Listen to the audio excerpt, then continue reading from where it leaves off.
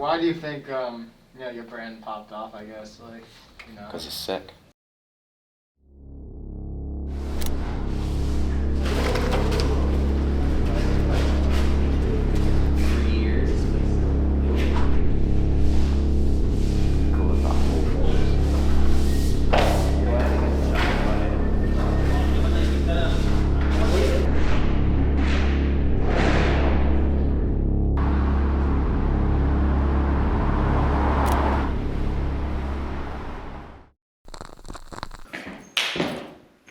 Nice, bro. Do one more. Alright, we live? In fact, do we have any water? Alright, so we're here in the Los Angeles store. It is Thursday, the 28th of March, 2024. I'm joined by Mike, Steph, and James, which I'm sure you've all seen before on the YouTube or on the documentary. Boys, let's jump straight into this. So, Mike, maybe kick us off with like that first time. Why did you come here? What happened? So, I was obsessed with a show called Entourage, and I was trying to get you boys to watch it because I was looking at it thinking, yeah, we've got a turtle, and I was watching that, got obsessed with it, and just like it just looked like life on steroids, yeah. Like the women in it, the cars, it's just it was crazy, the lifestyle, right?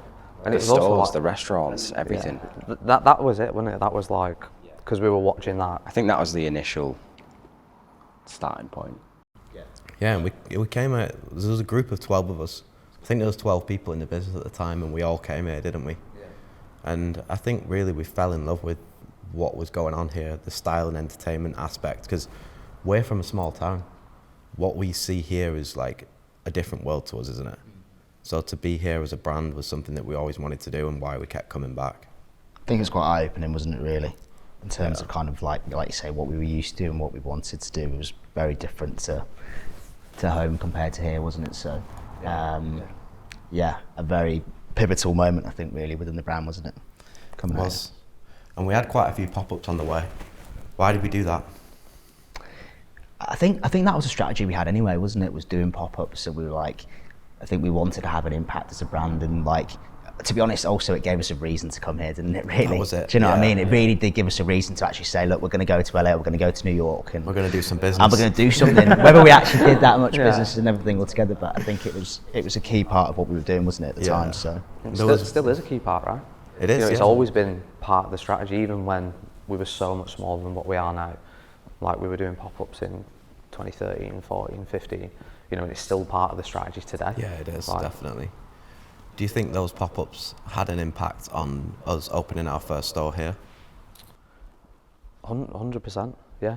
Like I said, I think if you look at what we've done in the UK, with that being such a big part of the strategy, pop-ups, drive community, build awareness for online, it's the same thing here. It's just re-rolling that strategy in the US. Yeah, when the brand was so much smaller. Yeah. Do you know what I mean? Like, you think about it, like it was so many years ago when we did the first ones, like the one on Melrose and things like that. And this was all before COVID, and then we took 3 years off from doing that kind of stuff. And then the brand grew to 10 times the size it was before. So now you've got 10 times the size customer base. So it feels right to be opening our actual physical locations now. I think it's the right time, isn't it? Definitely the right time, and I actually think LA, even obviously we're a UK brand and stuff, I actually think LA, obviously you being here is a massive thing, but I think it's actually the best place because it's been such a pivotal part, like I said, of like the brand's journey and like, what's driven us to get to this point now, and I think it makes the most sense to do it here as the first one, I think it's super important, like, to be in the market as well. You're going to get first point of contact with customers, feedback. The product they buy is going to be different. That can change the way we structure collections for here. Do you know what I mean? You're going to get all that so much faster than just trying to sell product online. So you said everyone came out here. Like, how many people was that? What happened? Like, what? How did you do that? Do you know what the funny thing was? It was actually quite a mixed bag because it was like everyone that worked there, which probably wasn't many people. It was probably like six of us really, and then just mates. But like, I'd only worked for the brand for 7 weeks. Do you remember? George just came in the room when like, we're going to LA. Do you want to go? And I was like, yeah, all right. And I remember like calling my dad and being like, Dad, can I have some money because I'm wanting to go to LA? And then we went. Remember the nights out? Yeah. We couldn't afford it. We literally couldn't We afford definitely couldn't afford it. Do you know what we'd do? Before the night out, we would scrape together our money, put it all in like, I think Josh Halls would carry it around which is even in his pocket.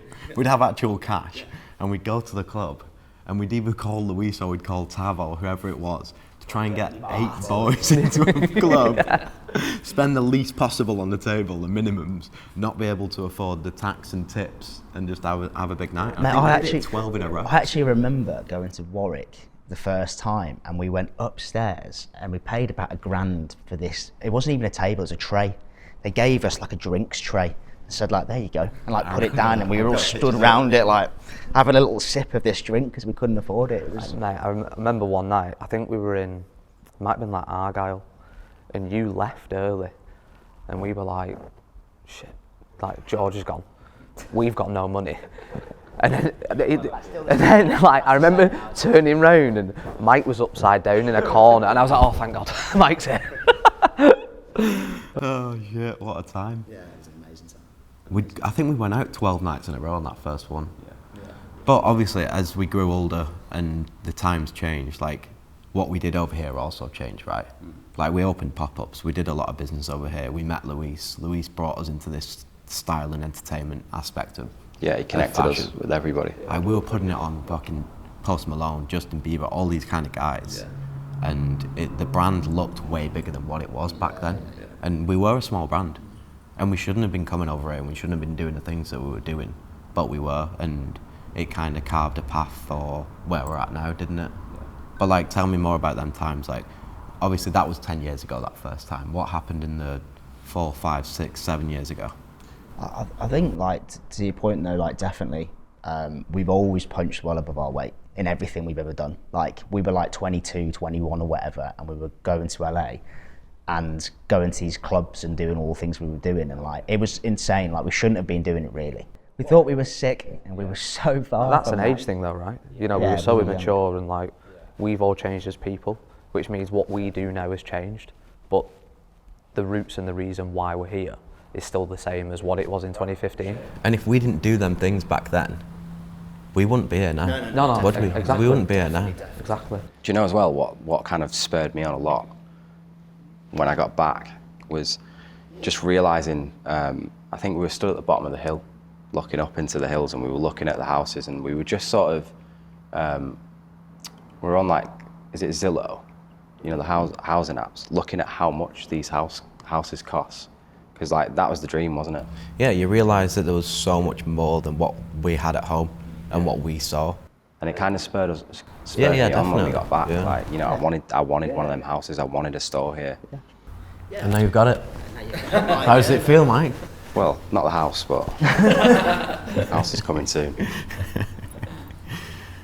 Nah, how does it feel to have the store though? Yeah, I think that's the major thing. Like, everything we're doing now, especially George being here and stuff, like, none of it's possible without everybody at home. And like, you know, and I think now we definitely, we appreciate that so much more than we probably did, and we're able to, like you say, able to do the things like being sat here right now, you know, talking crazy, about isn't this it? is like We went to mental. dinner last night and there's 20 people from England sat in Boa Steakhouse. Like, how did this happen? Yeah. It's crazy, isn't it? When you actually think about it and take time to reflect on it, it's insane, like what we've actually achieved. Oh, it's, you know what, I walked in the store last night and like, I didn't really say a lot, to be fair, because I was like, it's just the maddest thing, isn't it, that we're actually even doing this right now, and all those years of talking about it and dreaming that we would do this and actually doing it now is just, yeah, it's hard to even comprehend, I think, really. We'd rent a house, sit in the hot tub for half a day and talk about this, didn't we? Talk about this moment. Yeah. Well, now it's here. Finally. Got a big party tonight, then an after party, and we officially open on Saturday. Exclusive collection, Spring Summer 24 Drop 2. Anything else you can talk about that's upcoming in here? We've got a big, rock collab coming. Mike's been working on something crazy over the last, how long? How long has that been in the water? I'd say about probably 8 months. 8 months. And that'll launch here and online, right? Yeah. So a lot of good stuff to look forward to in this store and obviously global as well. Yeah. I mean, that's amazing for here, right? Perfect product in the biggest market in the world. I think that again, like, shows what we've built, like, and the different verticals that we can go into. Like, if you look at the strength of 247 and the aesthetic. Do you know what I mean? There's not a lot of brands, I would say, that can go both ways. Yeah. No, it's like the versatility of the brand is just crazy. We were talking about this the other day, weren't we? Yeah, wild. Nuts. I think this is like a monumental time for us now. We'd not done retail before. We could have done a lot of times, and now we've just started to do it. Obviously, we've got 3 stores rolling out this year, but this is the first one. I think, do you know what? The big thing is we could have definitely done it before. I'm a big believer in like everything happens for a reason at the right time, and I think like the timing now is perfect.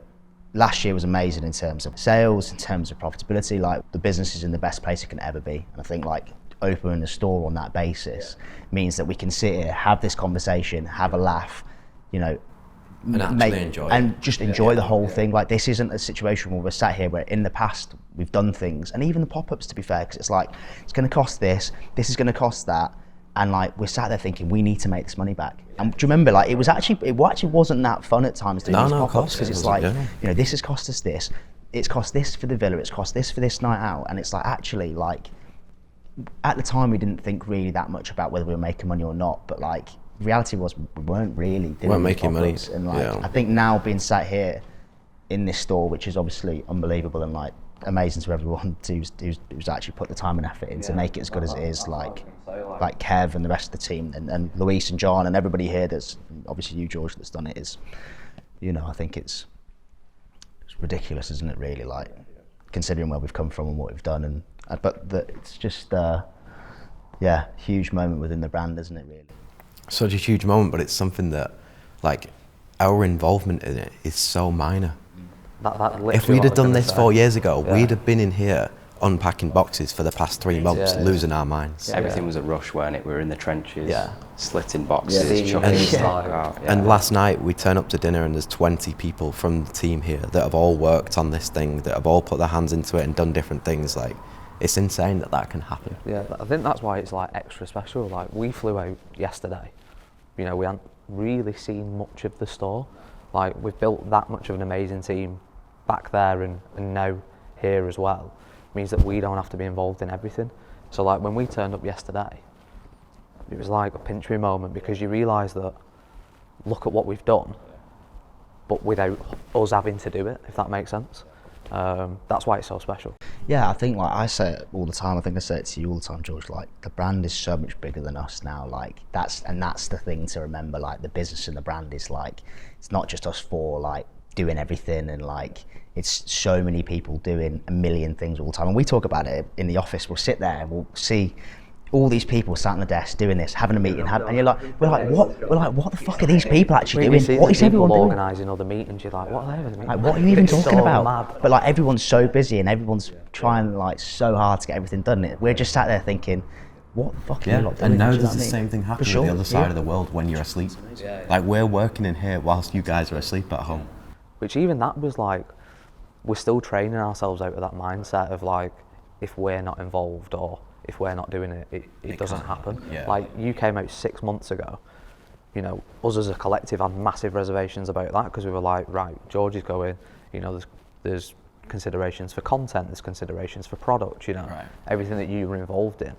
And then like... That was terrifying, and then you get it. A couple weeks later and you're like, oh, actually this works. Right. You know, like, we can function. The business will run. Yeah, and you don't know until you try it, do you? No. Same thing with bringing Spenny in. It's the same thing with diversifying the teams and stuff. Like, until you actually do it, you don't know. And if them people that you're bringing in are better than you at what you're doing anyway. But that's, I mean, you're only as good as the people around you. So let's see how this one goes, and then we've got a couple more opening later this year, which we'll not talk about, but We can't say that. Yeah, we'll wrap this up. So we've got store opening tonight, we've got an after party later, and then we got the official public opening on Saturday. Yeah. And then we're going back to the UK. Back to the rain. To the trenches. All right, Let's crack that Don Julio open. there we go. Sick. Nice one, lads.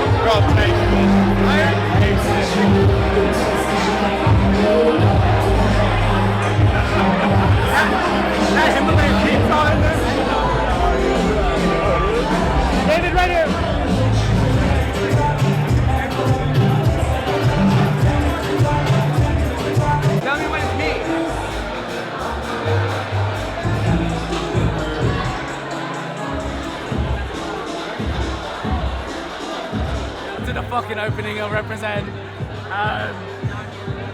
Yeah. Yeah. What do you say? Short shorts. Yo, where you guys going? Hey, Luis. Yo, Luis. Chris, come on. Emerson, come on. Max, come on. I got one big weapon. One big weapon. Love you, dude. What? Say something for Represent. Hey, what's up, Represent? We're here. Shout out Represent. I had to represent my way into this place. Somehow, some way. Somehow. Oh my God, David. Dave, he's with Emma Needham right here. Oh my God. Well, can they get in? I can't even breathe. Did you see how crazy that was? Shout out, George.